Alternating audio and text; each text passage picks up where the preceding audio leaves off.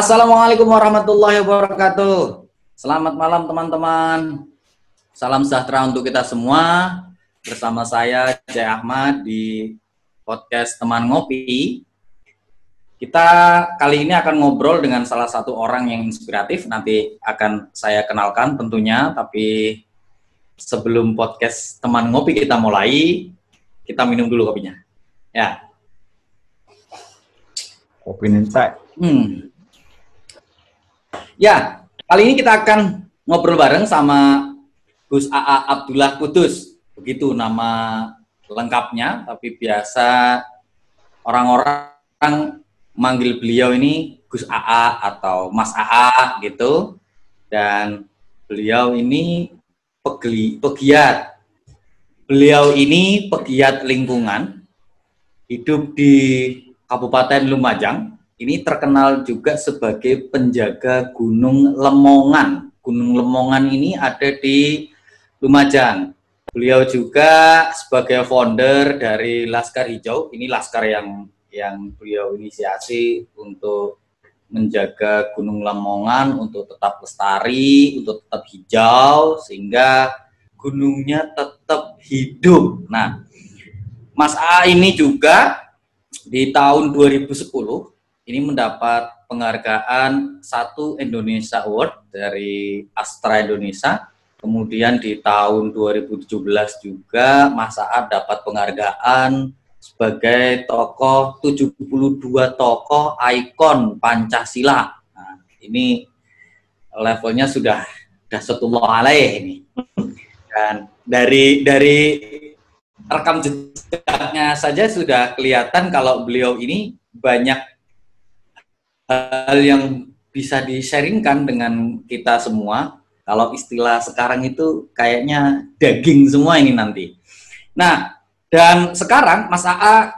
aktif di Gus Durian Peduli, lembaga kemanusiaan yang diinisiasi oleh Jaringan Gus Durian, dan Mas A.A. ini sebagai ketuanya ini, teman-teman, ketua Gus Durian Peduli yang melakukan kerja-kerja kemanusiaan, baik bencana alam maupun bencana sosial.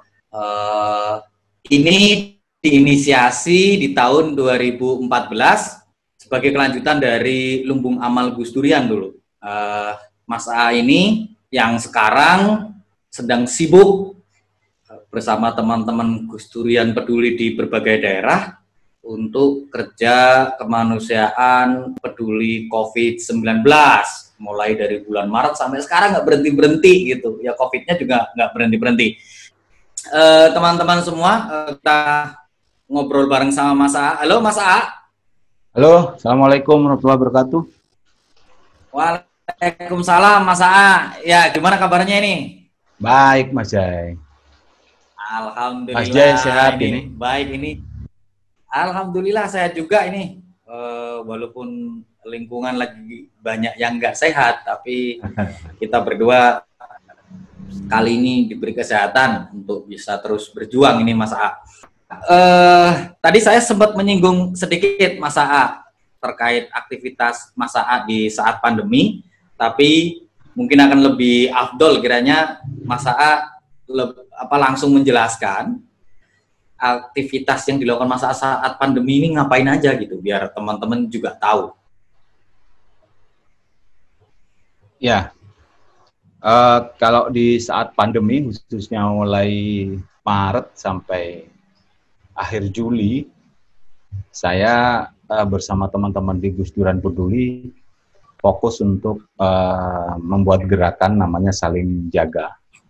Saling jaga hadapi corona, itu membantu khususnya ekonomi untuk warga masyarakat yang terdampak oleh COVID ini. Yang banyak kita bantu adalah pekerja informal, tukang ojek, dan lain sebagainya. Nah, ini kemarin kita membuka posko kurang lebih 65 posko di tanah air dan 1 di Malaysia. Dan kurang lebih ada total ya 25.000 paket bantuan yang sudah disalurkan oleh Gus Durian Peduli kepada masyarakat.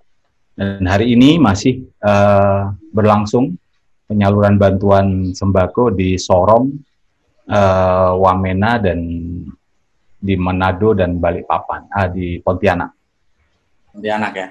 Ya. Waduh, waduh, waduh. Ya, itu bantuannya berupa paket sembako aja atau ada bantuan lain, Mas A? Selain paket sembako, memang ada paket informasi, itu berupa brosur, poster, dan lain sebagainya. Kemudian ada paket bersih sehat, kayak masker, multivitamin, hand sanitizer, kayak gitu, Mas Jai. Iya, ya. Itu juga bagian dari apa yang paling penting kan masyarakat tahu bagaimana menghadapi COVID-19 sehingga penyebarannya tidak masif. Ya. Tapi kalau Mas A lihat kondisi hari ini, gimana menurut Mas A ini? Kok COVID semakin naik, yang terinfeksi gitu. Ini Mas A jadi agak, aduh, kok malah tambah naik ini padahal kita sudah banyak bekerja gitu. Iya.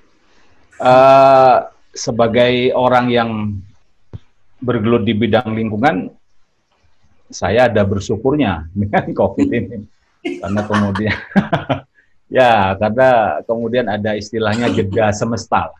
Alam ini mengalami jeda dari dari polusi, dari pengrusakan. Bayangkan ada berapa juta kantor yang mematikan AC-nya dalam sekian bulan. Ada berapa pabrik yang tidak menghidupkan cerobong asapnya, dan banyak lagi. Nah, di sisi itu saya bersyukur dengan COVID ini. Dan saya menganggap ini cara Allah untuk memulihkan semesta ini dari kerusakan yang diakibatkan oleh manusia. Karena kalau cuma dikasih kampanye tentang penyadaran lingkungan, kayaknya susah banget kita ini. Makanya terus dikasih makhluk kecil bernama virus itu, selesai semua. Tapi di sisi yang lain, orang jadi tambah sadar bahwa aduh, ini corona ternyata mengerikan juga gitu. Betul. Di sisi lain gimana Mas A? Nah, di sisi yang lain kita memang prihatin ya, karena khususnya masyarakat yang ekonomi lemah, kemudian mengalami kesulitan untuk mencari penghidupan, dan banyaklah, bahkan yang orang-orang kaya juga banyak yang sambat sekarang, apalagi ini. Nah, ini yang perlu solusi bersama. Saya pikir ini adalah imbalan ya dari kecongkakan kita terhadap alam ini, dan kita harus terima ini sebagai sebuah pelajaran bersama, sehingga ke depan kita harus lebih bijak lagi mengelola alam ini. Iya, memang COVID ini nggak hanya menyerang sekelompok orang, tapi semua kelas masyarakat gitu kena gitu. Tidak hanya orang kaya, tapi juga orang-orang bawah gitu kan juga terdampak, terutama soal ekonomi. Ini yang membuat teman-teman Gus Dur dan Peduli juga bergerak di wilayah itu gitu ya Mas A ya. Iya, betul. Nah, sebelum lebih jauh nih Mas A, ini saya kira kita perlu mengulik lagi nih pertanyaan flashback gitu Mas A ya. Bicara soal apa yang dilakukan Mas A sekarang gitu. Saya kira kan ini bukan hal yang tiba-tiba Mas A berkecimpung gitu. Pasti ini kan prosesnya sangat panjang nih.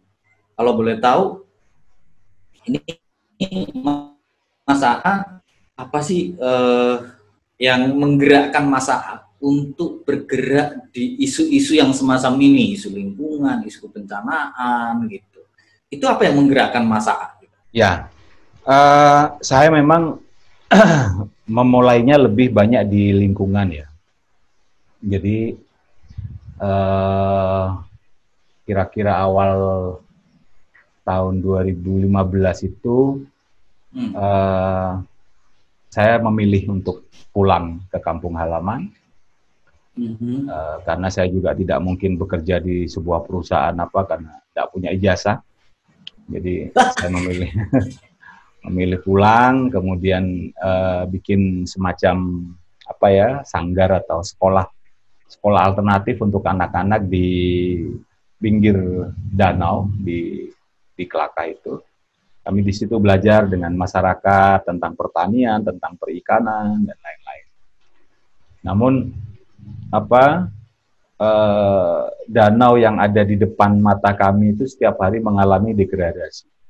Kalau hujan terjadi sedimentasi karena lumpur yang dari Gunung Lemongan turun memenuhi Ranu ini.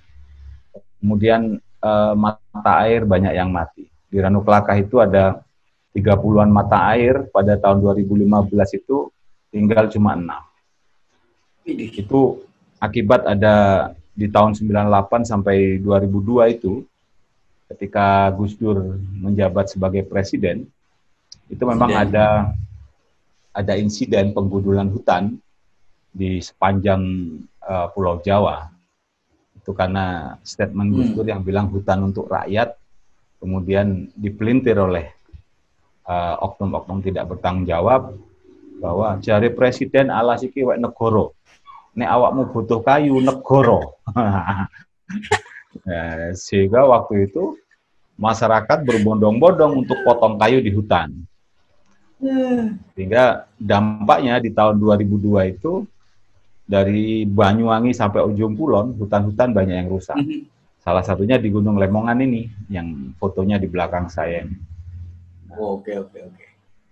Di sisi lain, Gunung Lemongan ini menjadi induk konservasi bagi kurang lebih 13 danau. Yang ada di belakang saya ini namanya Ranu Kelakah. Danau Ranu Kelakah. Nah, ini salah satu aja dari 13 itu. Sementara Ranu Kelakah saja itu kita warga masyarakat di sini itu memanfaatkannya untuk air minum, untuk budidaya perikanan, untuk pariwisata juga, bahkan untuk irigasi sawah. Satu ranu ini tercatat bisa mengairi kurang lebih 620 hektar areal persawahan yang tersebar di 6 desa. Nah, bayangkan kalau kemudian danau ini rusak, maka ada 620 hektar sawah yang akan rusak. Dan kalau 620 hektar sawah rusak, maka ada ancaman yang serius terhadap pemenuhan pangan kita. Kira-kira itu. Itu yang kemudian di 2015 itu saya dan anak-anak di kampung itu terpanggil untuk mulai menanami di pinggir-pinggir danau itu. Kalau kita lihat ada pohon-pohon di pinggir ranu itu yang ditanam oleh masyarakat dan anak-anak di Desa Tegal Randu. Gitu. Ada. Oke, ya. Itu artinya Mas AA memulai dari hutan yang katakanlah tadi Mas AA bilang gundul gitu. Ya. Dan proses penghijauannya kan nggak singkat, Mas. Itu tantangannya saya kira berat banget itu ya. Oh iya, Mas. Ya, saya pikir memang hidup itu pasti ada tantangannya. Jangankan dalam kondisi melek, kondisi tidur aja ada tantangannya. Awal-awal ya, ketika kami 2015 bikin gerakan penghijauan ini, kemudian 2016 kami dan masyarakat itu ingin mengkampanyekan sebenarnya gerakan pelestarian lingkungan, gerakan penghijauan. Di Ranu ini memang setiap tahun ada upacara. Setiap bulan Maulid itu ada semacam upacara adat yang berlangsung turun-temurun. Kemudian digabung dengan kegiatan atau semangat untuk pelestarian lingkungan ini. Akhirnya kita bikin namanya Maulid Hijau. Itu 2018 awal. Jadi kegiatan kami itu sejak 2016, 2017 semakin banyak orang yang mau terlibat untuk menanam. Kemudian 2018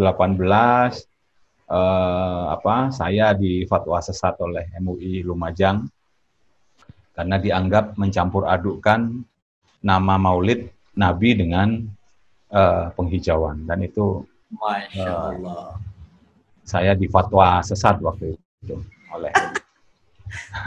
Berarti stempelnya Mas AA sudah kafah ini sebagai. Iya, saya sudah sah sebagai. Nah, kalau kemudian kita mengulik di Gus Duran Peduli, Mas AA, ini cerita awalnya gimana ini Mas AA kemudian terus bareng sama teman-teman menggerakkan Gus Duran Peduli gitu? Ya, kalau di Gus Durian itu, di jaringan Gus Durian itu kan memang sejak 2014 itu sudah punya namanya Lumbung Amal Gus Durian. Ya. Untuk membantu kegiatan-kegiatan kemanusiaan kayak korban kelut, kemudian korban bom di Surabaya, beasiswa untuk beberapa anak, dan banyak lah saya pikir. Cuma ini mungkin waktu itu Lumbung Amal ini belum terkelola secara spesifik ya, sehingga kegiatannya kadang-kadang timbul tenggelam. Tapi kemudian pada 2018 waktu itu terjadi gempa di Lombok dan tsunami di Palu. Nah, saya ditugaskan oleh Mbak Alisa untuk turun ke lapangan memberikan bantuan atas nama Gus Durian. Dan teman-teman di luar Gus Durian melihat bahwa Gus Durian ini sebenarnya punya potensi yang besar untuk membentuk sebuah lembaga yang khusus untuk menangani kerja-kerja kemanusiaan ini. Salah satu yang mengusulkan itu ada Dr. Eko Teguh Paripurno, dan ada beberapa kawan lain yang melihat ini selama ini banyak sekali lembaga-lembaga filantropi itu yang eksklusif gitu. Biasanya mereka yang Islam, berbasis Islam hanya mau bantu yang Islam saja. Yang berbasis Kristen hanya mau bantu yang Kristen saja. Dan begitu seterusnya. Nah, teman-teman ini melihat bahwa Gus Durian ini nggak membeda-bedakan itu. Siapapun dibantu. Nggak peduli apa agamanya, nggak peduli apa sukunya, dibantu gitu aja. Pokoknya ini yang membuat teman-teman tertarik untuk mengusulkan jaringan Gus Durian ini membentuk lembaga atau lembaga filantropi. Hanya usulan itu rupanya mengerucut sampai di Agustus 2019 kemudian diputuskan untuk membentuk Gus Durian Peduli. Dan nggak tahu, saya kemudian diamanahi untuk mengelola lembaga ini. Diamanahi sekaligus dijebak teman-teman lah ya. Karena ya teman-teman perlu tahu juga Mas A ini tipe orang yang sebenarnya low profile gitu. Sebenarnya nggak pengen tampil-tampil amat di depan publik, tapi dari kerja-kerjanya Mas A ini tidak bisa dipungkiri, Mas A mau nggak mau mengarah di depan. Saya jadi ingat betul ketika Mas A bicara di depan teman-teman Gus Durian ketika pertemuan komunitas seluruh Indonesia gitu. Jadi slogan yang saya masih ingat betul, Mas A bilang gini, kerjanya bahasa Jawanya ya, kerjane tandang tetep kondang ngono ya. Jadi antara tandang dan kondang. Itu bahasa Indonesianya. Ora penting kondang. Sing penting tandang, ora penting kondang. Nah, Mas A mengawalinya itu tuh. Kerjane tandang, ora penting kondang. Nah, kemudian dibalik pepatah itu sama Mas A, kerjane tandang yo ADW kudu kondang. Kenapa? Karena penting juga masyarakat mengenal kita, kerja-kerja yang kita lakukan, agar kita terus mendapatkan kepercayaan dari masyarakat sebagai lembaga kemanusiaan. Nah, itu menurut saya sih keren ya. Jadi kerja itu penting, dikenal orang juga penting, karena seringkali masa ini juga kiai ya santri gitu ya, kadang tawaduknya itu bahasa Jawanya itu kenemenan gitu. Tetapi saya mendengar kata itu, wah, saya jadi terinspirasi juga. Ya wis lah, ayo kondang bareng-bareng ngono kuwi. Nah, artinya ya, tapi yang kondang Gus Duriannya, bukan orangnya. Ya, betul. Ya, artinya ayo kita kondangkan Gus Durian, ayo kita kenalkan Gus Durian gitu kepada masyarakat luas atas kerja-kerja kita. Nah, tadi juga disampaikan Mas bahwa Gus Durian Peduli ini beda dengan lembaga kemanusiaan yang lain yang seringkali membeda-bedakan nih agamanya apa, latar belakangnya apa. Ini kan kayak jadi humornya Gus Dur gitu, yang dibikin komik. Ketika mau menolong seseorang, ini ditanya dulu agamanya. Agamamu apa? Ketika beda, nggak jadi nolong gitu. Nah, Gus Durian memfasilitasi orang-orang yang pengen bantu tanpa kemudian melihat latar belakang agamanya, sukunya, atau apapun. Yang penting manusia, ya dia akan ditolong. Seperti slogannya gitu ya Mas A ya, humanity for all gitu ya, kemanusiaan untuk semua. Ya, nah ini dalam konteks hari ini yang tadi juga sudah bergerak di gempa bumi, kemudian banjir juga gitu, dan saat ini COVID. Ini kita mengerucut juga ke COVID ini. Gus Durian Peduli tadi juga di awal Mas A bilang ada 68 kota, ya kan? Nah, apa tantangan yang kemudian dihadapi oleh Gus Durian Peduli ketika bencana pandemi COVID-19 ini terjadi dan langsung ada 60-an posko di berbagai daerah dan ada di Malaysia juga. Itu apa tantangannya Mas A? Tantangan terberat kalau untuk saya pribadi adalah Zoom. Karena ya seperti sekarang. Karena saya ini tipe orang yang kalau kerja itu harus kepegang tangan, kelihatan langsung oleh mata, sehingga saya bisa langsung mencari solusi, misalkan ketika ada masalah, dan kadang-kadang di situasi itu ada inspirasi untuk membuat satu terobosan-terobosan.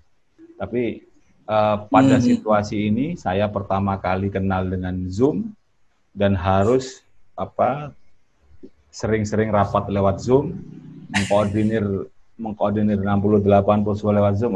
Ini betul-betul siksaan batin yang teramat dalam. Ya betul. Aduh ya memang tidak bisa. Tapi di satu sisi ini Mas pelajaran baru lah. Kita akhirnya bisa juga kelama-kelamaan kita bisa mulai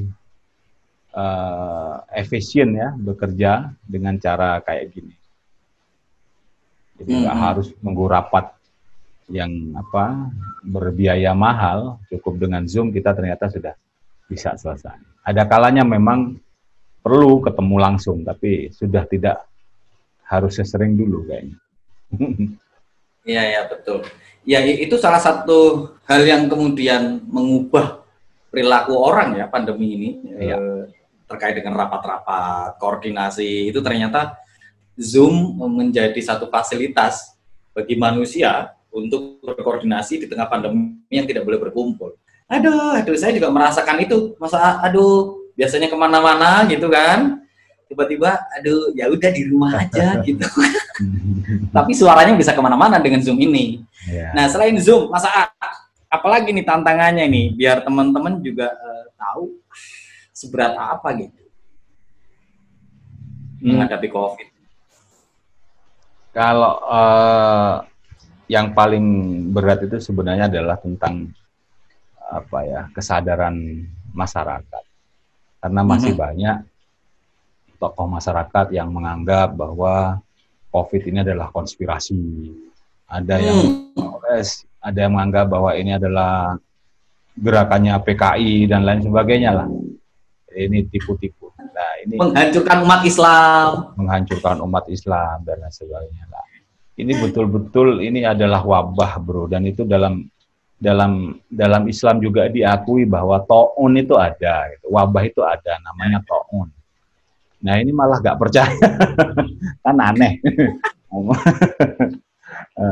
Dan akhirnya ya dampaknya ya seperti sekarang, kita nggak bakal selesai berhadapan dengan virus ini yang penyebarannya juga sudah nggak karu-karuan. Kita juga sulit untuk mengidentifikasi sekarang di mana titik penyebarannya. Ya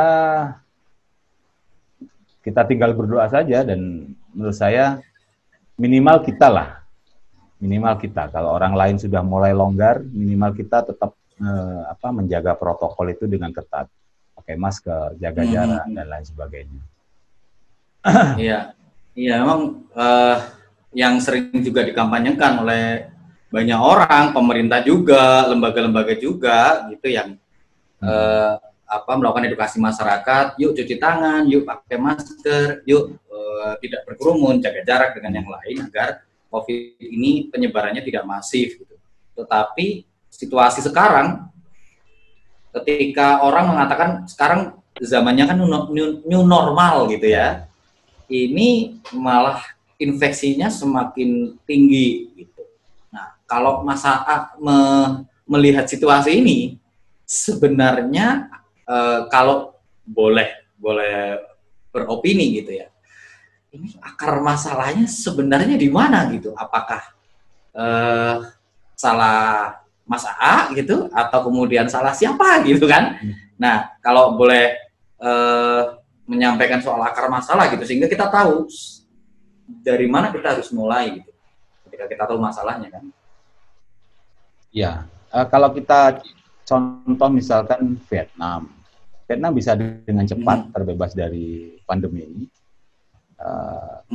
Ada beberapa negara yang juga dengan cepat bisa terbebas dari pandemi ini. Kalau saya melihat poin utamanya adalah kedisiplinan. Tingkat kedisiplinan di masyarakat itu cukup tinggi. Sementara di kita jangankan disiplin urusan corona, urusan antri saja kita belum becus. Urusan parkir saja kita nggak karu-karuan.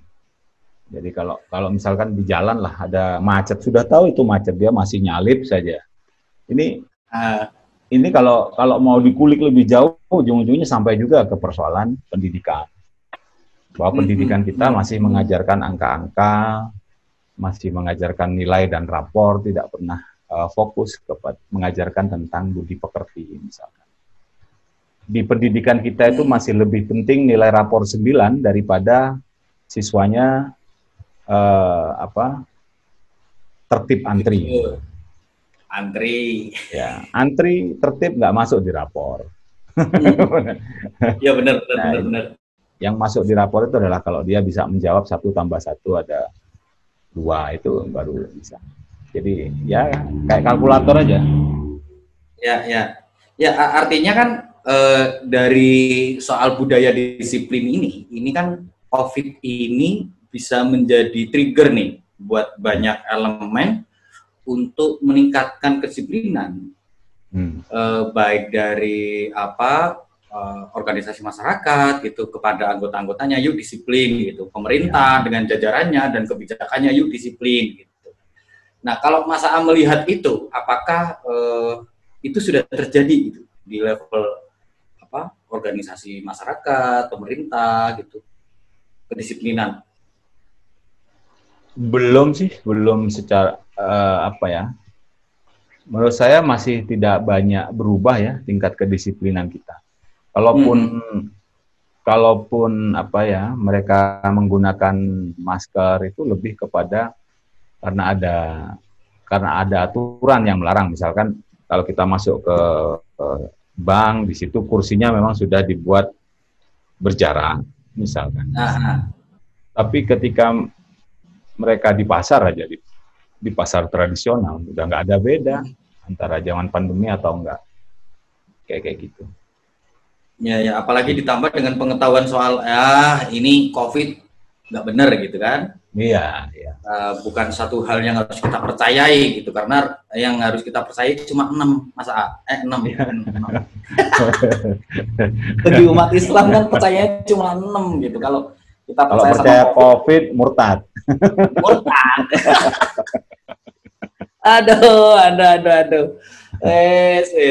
Iya, ini jadi serba sulit kita menghadapi situasi COVID, karena memang yang harus diperlukan dalam menghambat penyebaran COVID adalah sebuah kedisiplinan. Di satu sisi, kedisiplinan ini masih menjadi tantangan bagi masyarakat kita. Pemerintah juga belum bisa memberi contoh yang baik, juga tidak tegas soal aturannya, bagaimana mendisiplinkan jajarannya, juga masyarakat dalam beraktivitas sosial, dan sekarang malah mendorong soal pertumbuhan ekonomi gitu.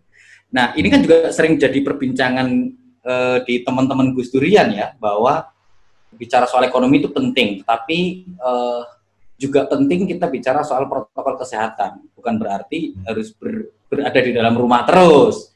Ya. Bahwa berada di luar rumah boleh, tetapi protokol kesehatan diperhatikan dong. Tetapi nyatanya memang masih banyak orang yang tidak terjadi gitu, Mas A ya. Ya.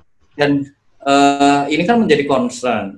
Kemarin minggu kemarin ya, Mas A, minggu kemarin tanggal 22 itu Gerakan Saling Jaga juga melakukan kampanye sekaligus ucapan terima kasih kepada para donatur yang Gerakan Saling Jaga itu diinisiasi oleh Mbak Alisa dan Pak Haidar Bagir. Mbak Alisa sebagai representasi Gus Dur dan Peduli dan Pak Haidar Bagir sebagai Gerakan Islam Cinta, itu donasi sebesar 6 miliar lebih ya. Ya, 5,8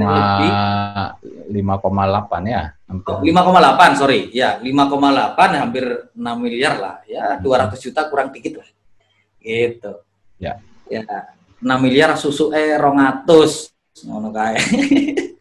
Nah, ini juga dikelola oleh teman-teman Gus Dur dan Peduli dan Gerakan Islam Cinta. Nah, dalam bentuk sembako. Nah, ya kalau boleh tahu Gerakan Saling Jaga ini kenapa pilihannya adalah gerakan bantu ekonomi warga? Padahal tantangan terbesarnya adalah soal kedisiplinan masyarakat. Nah, ini Mas A. Sebenarnya strategi apa yang dilakukan oleh teman-teman Gus Dur dan Peduli menghadapi COVID-19? Apakah bantuan ekonomi sebagai pintu masuk dalam melakukan edukasi atau seperti apa? Memang pertimbangannya waktu itu adalah skala prioritas ya. Kita melihat edukasi tentang COVID itu sudah dilakukan oleh teman-teman yang memang concern di isu-isu kesehatan. ID dan banyak yang lain lah. Jadi sudah banyak sebenarnya yang melakukan campaign tentang pandemi COVID-nya sendiri. Tapi sedikit sekali yang menjawab persoalan ketika keputusannya adalah lockdown, PSBB dan lain sebagainya itu ada yang luput nih dari penanganan, yaitu persoalan ekonomi. Kalau pegawai negeri mungkin dia nggak masuk kantor berbulan-bulan, dia tetap dapat gaji. Tapi bagaimana dengan tukang ojek, pemulung dan lain sebagainya.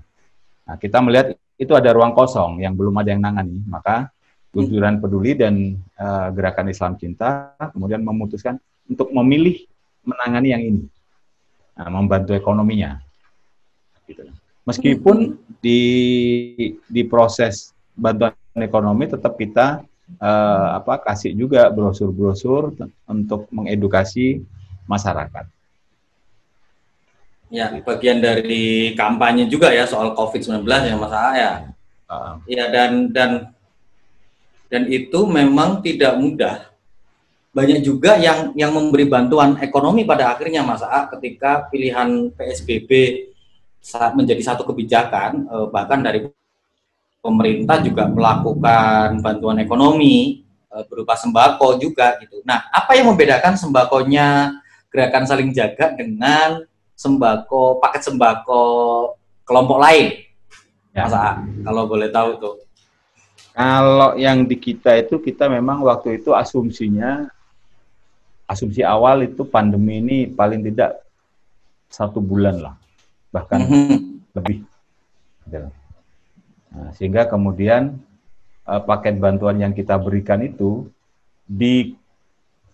dikalkulasi untuk mencukupi kebutuhan selama 1 bulan dengan per kakak dengan jumlah orang 4 dalam 1 kakak. Itu asumsi kita. Ya, rata-rata 4 lah ya. Rata-rata 4. Makanya kita kemudian paket bantuan kita itu berasnya 25 kilo, gitu-gitulah. Waduh, satu karung itu. Ya, 25 kilo itu lumayan berat lah kalau kita bawa. Dan ada gula, ada tepung, macam-macam. Nah, itu sih ternyata pandemi ini berjalan lebih dari 1 bulan. Nah, ini masalahnya. Ada. Ya berarti yang membedakan adalah besaran paketnya ya, karena setup dari gerakan saling jaga ini untuk 1 bulan orang bisa bertahan di rumah, gitu kan, tanpa harus mikir penghasilan bulanannya seperti apa, tapi masih bisa hidup. Dan COVID ini harapannya bisa segera tertangani, tetapi realitas berbeda gitu. Tantangannya jadi berubah lagi kan Mas saya. Betul. Aduh. Tapi di luar itu Mas ya, di luar paket yang kita berikan itu, ada misalkan perusahaan-perusahaan yang mereka membantu sudah berupa paket sembako. Tapi mereka mempercayakan kepada Gus Durian untuk menyalurkan. Oke. Berarti ini di luar gerakan saling jaga ya? Ada gerakan lain yang misalkan Sido Muncul itu titip paket ke kita, beras 5 kilo, ada biskuit, ada tolak angin, ada kecap, dan lain sebagainya.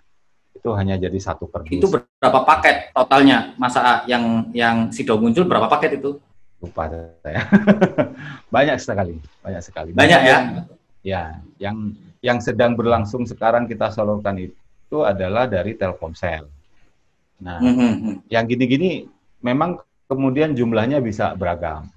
Jadi mungkin pemirsa ada yang, loh katanya kok berasnya 25 kilo, tapi saya menerimanya kok 5 kilo. Nah ini berarti yang beda ini ya, beda paket. Kalau yang saling jaga ini, program saling jaga ini, yaitu yang 25 kilo itu. Nah, tapi kemudian mungkin beberapa perusahaan melihat Gus Durian itu memiliki jaringan yang luas di lapangan untuk menyalurkan bantuan, sehingga kemudian minta tolong kita untuk menyalurkan paket bantuan mereka. Gitu. Ya. Jadi memang tidak hanya Gus Durian Peduli tidak hanya menginisiasi gerakan saling jaga, tapi juga Gus Durian Peduli ada mendistribusikan juga paket bantuan dari donatur-donatur gitu Mas ya. Yang dari Sido Muncul kalau nggak salah itu ribuan lah ya, ribuan dari Sido Muncul. Betul. Kemudian juga ada dari tadi Mas A bilang Telkomsel gitu ya, dan juga dari perusahaan-perusahaan lain dan kelompok masyarakat yang lain. Gus Durian diberi amanah untuk mendistribusikan itu. Nah, ini kan tentu menjadi hal yang bagi Gus Durian Peduli sendiri, yang tadi Mas A di awal cerita itu kan awalnya dari Lumbung Amal tuh, kemudian 2018 mulai mengerucut jadi Gus Durian Peduli gitu. Agustus 4 Agustus mengerucut. Berdirilah Gus Durian Peduli. Artinya Gus Durian Peduli belum genap 1 tahun bergerak gitu di kerja-kerja kemanusiaan atas nama Gus Durian Peduli. Tiba-tiba langsung dapat ini nih durian runtuh gitu. Nah, apakah kemudian situasi ini Gus Durian Peduli sangat siap untuk menggerakkan bantuan ini, atau kemudian sembari juga menyesuaikan gitu dalam kerja-kerja kemanusiaan dengan banyak bantuan yang tadinya cuma hanya daerah tertentu, ini seluruh Indonesia. Nah, itu gimana Mas A? Ya, artinya ya memang kemarin itu kita berdiri 4 Agustus 2019. Tapi sebenarnya launchingnya, diresmikannya baru Desember 2019 bersamaan dengan Haul Gus Dur di Ciganjur. Tapi Agustus dibentuk, September kita sudah tangani Wamena. Korban kerusuhan Wamena. Kemudian Desember sampai Februari itu kita tangani korban banjir di mana? Di Jawa Barat, Jakarta, Karawang. Jakarta. Maret langsung masuk ngurusi COVID. Jadi gak sempat ambean. Tapi alhamdulillah sekian amanah yang sangat besar itu bisa kita kerjakan dengan baik. Ini tidak lepas karena memang jaringan Gus Durian sendiri sebelum ini memang sudah di Indonesia itu sudah cukup besar basisnya. Ada kurang lebih 130 komunitas yang tersebar di Indonesia. Sehingga saya ketika harus menggerakkan program-program Gus Dur dan Peduli ini, kalau tanpa bantuan dari teman-teman komunitas pasti tidak akan seperti ini. Nah, memang kalau di lapangan saya pikir kita sangat siap lah. Yang belum cukup siap itu sebenarnya kita di tataran administrasi, karena kita baru bentuk. Jadi kantor pun belum jelas, gitu-gitu masih jadi satu dengan jaringan Gus Durian. Mungkin juga yang beda dengan lembaga-lembaga yang lain ketika terjadi bencana sudah ada bendera, udah ada posko, dan kita enggak. Udah ada gudang, gitu ya. Udah ada gudang, udah ada mobil. Nah, kita yang gitu-gitu belum. Tapi gerakan di lapangan, alhamdulillah kita mumpuni lah. Artinya berarti Gus Durian Peduli bergerak dengan minim infrastruktur, tetapi kesiapan teman-teman relawan di lapangan sudah sangat mumpuni, gitu ya. Betul. Kalau ini memang kalau teman-teman lihat kemarin waktu di Aceh ketika penanganan pengungsi Rohingya, lembaga-lembaga lain itu minimal mobilnya satu lah, minimal mobilnya. Ada yang sampai 5 dia bawa. Relawannya itu minimal ada 20 minimal. Sementara dari Durian itu hanya memanfaatkan kawan-kawan jaringan lokal. Tapi alhamdulillah kita juga bisa bergerak lebih cepat karena kita tidak ribet harus rapat dan lain sebagainya. Jadi kita bisa langsung ketika pengungsi dipindah ke BLK, kita sudah bisa langsung besok harinya kita bisa bikin kamar mandi, bikin sumur dan lain sebagainya. Iya, yang penting gerak cepatnya itu, gitu ya. Walaupun nggak ada mobil, nggak punya mobil sendiri, tapi mobil orang lain kan ada, gitu kan? Ada. Gitu kan. Begitu juga mungkin dengan teman-teman komunitas ketika bergerak di lapangan gitu Mas ya. Itu pasti minim infrastruktur, tapi bukan berarti itu menghambat kerja-kerja kemanusiaan di tingkat lokal ya. Ya justru kekayaan kita itu di jaringan. Itu yang mungkin tidak dimiliki oleh banyak lembaga. Jadi misalkan waktu di Palu misalkan, pada kondisi seperti itu, kita tidak tahu harus lewat mana, tapi jaringan Gus Durian yang ada di Pasangkayu kemudian mencari tahu jalur-jalur yang mungkin bisa kita lewati. Hanya diputuskan oleh teman-teman Makassar, sebaiknya masuk ke Palu itu lewat Pasangkayu. Sana sudah teman-teman. Pasangkayu itu Mamuju Utara ya? Mamuju Utara. Nah, jadi seharusnya kan karena bandara waktu itu masih tutup, ada pertimbangan bisa lewat Poso, bisa lewat Mamuju, nah, tapi kemudian teman-teman mengkalkulasi yang paling mudah lewat Mamuju. Nah, itu mulai dari Makassar sampai ke Palu, semua saya dibantu oleh teman-teman jaringan, mulai mobil dan lain sebagainya. Bahkan di Palu pun kita langsung dapat rumah untuk dijadikan kantor. Itu semua berkat jaringan Gus Durian yang ada. Gila. Ya, mantap. Jadi ya infrastruktur itu bukan jaminan dalam melakukan kerja-kerja kemanusiaan. Justru modal sosial itu yang lebih kuat gitu ya dalam mendukung kerja-kerja kemanusiaan gitu Mas Aya. Sehingga ini juga mendorong partisipasi banyak masyarakat dalam kerja-kerja kemanusiaan juga, tidak hanya relawan gitu. Seringkali kan bencana itu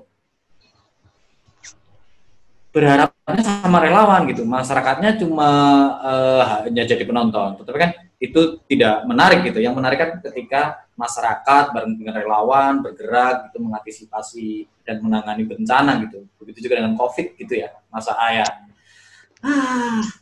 Iya. Saya kira ini nanti kita bisa banyak momen gitu untuk ketemu Mas Aa lagi. Ya. Tadi tidak banyak cerita soal Gunung Lemongan. Saya kira nanti akan ada kesempatan waktunya kita akan ngulik lagi soal soal Gus Durian Gunung Lemongan. Nah, ini sejarahnya bagaimana, terus seperti apa gitu dengan Mas AA. Jadi kali ini kan kita lebih banyak soal Mas AA dan Gus Durian Peduli nih. Yang jelas saya kira Mas AA, Gus Durian Peduli ini kalau tidak di tangan Mas AA, ya saya juga nggak tahu ini Gus Durian Peduli akan bergerak seperti apa. Mungkin COVID selesaikan sekarang Gus Durian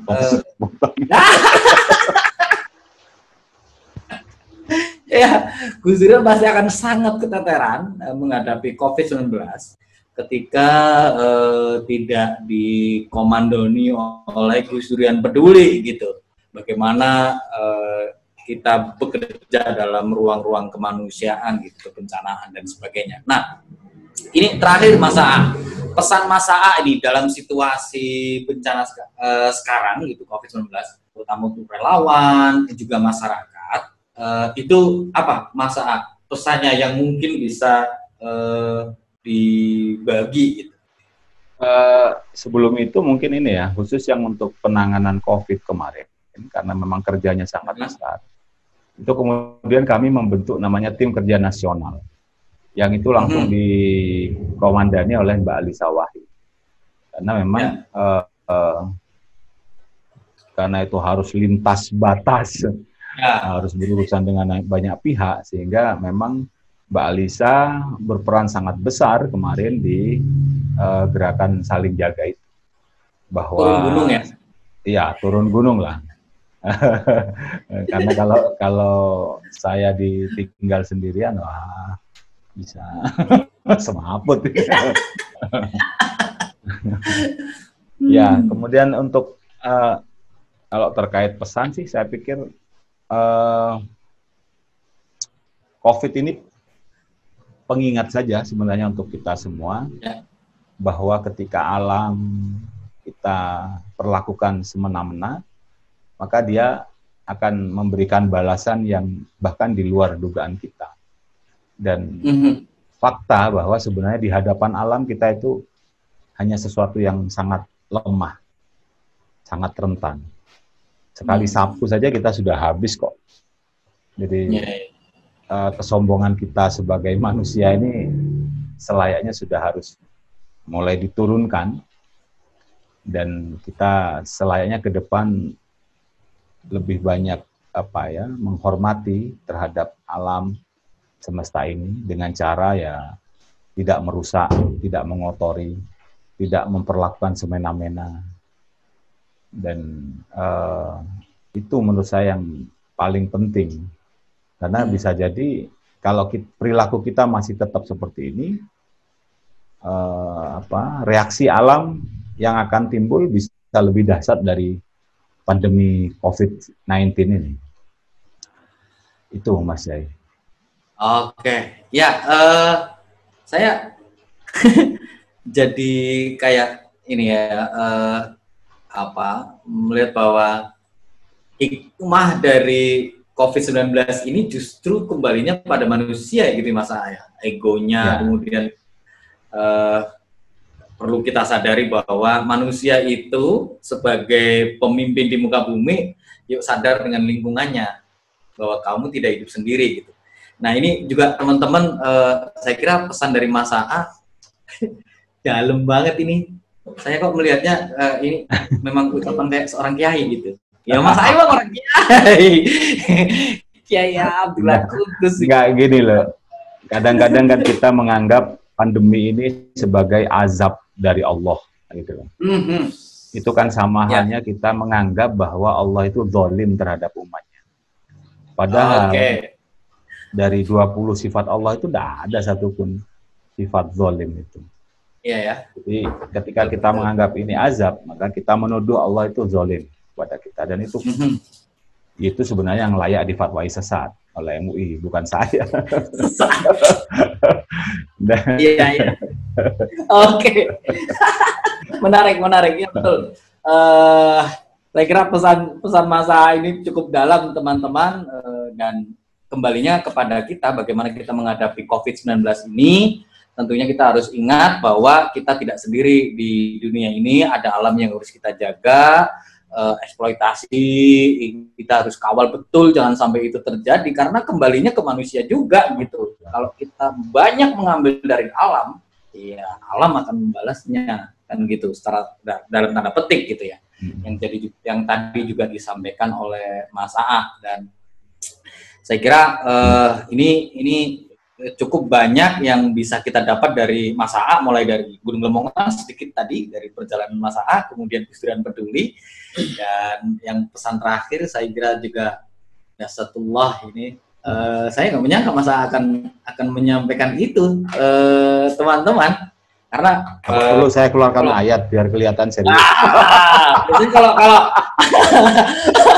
kalau komen dan relawan bencana ini biasanya teman-teman jaga gitu gini apa gitu kan, ini waduh ini wah kembalinya ayo ego kesombongan manusia gitu kan, harus dilihat lagi gitu, artinya manusia harus kembali bercermin, ayo refleksi ya. Itu terima kasih Mas Aa atas waktunya ya. Sama-sama Mas Yai. Berbagi inspirasi dengan kita di podcast Teman Ngopi. Jangan lupa ngopi, Mas Aa. Dan teman-teman, itu sharing kita kali ini, dan tetap simak podcast Teman Ngopi selanjutnya dengan kisah-kisah inspiratif dari para tokoh lain yang tak kalah menarik. Dan podcast ini bisa disimak melalui platform Spotify dan juga YouTube kanal Gus Durian TV. Seduh kopinya, nambah ilmunya. Assalamualaikum warahmatullahi wabarakatuh. Waalaikumsalam warahmatullahi wabarakatuh.